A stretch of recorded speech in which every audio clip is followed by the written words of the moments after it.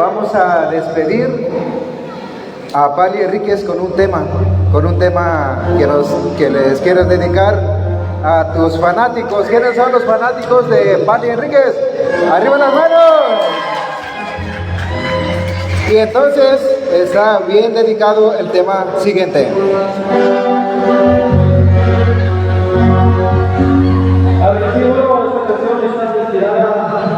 Aquí el rey de mujer, el tema pabellón, por eso les doy unos compañeros de esta canción.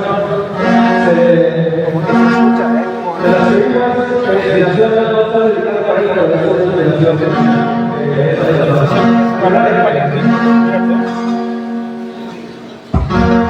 Este es tu micro. Están iguales. No sé por qué cantan apagado. Mira, los graves. Mira, ¿dónde están tú? Mira. Arriba los bajos. Mira el de él. Arriba. No sé por qué cantan tan.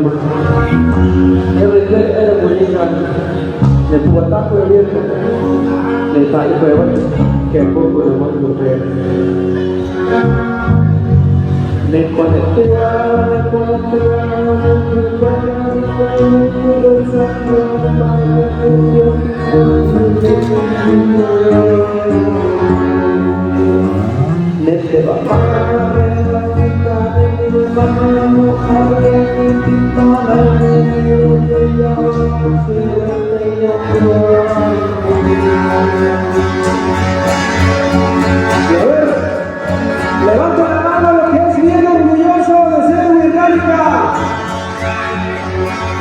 Y que viva nuestra lengua Wixárika, que viva nuestra vestimenta y nuestra cultura milenaria. Wixárika de la No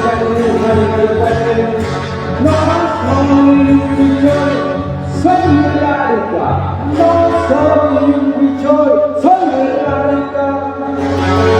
Yo soy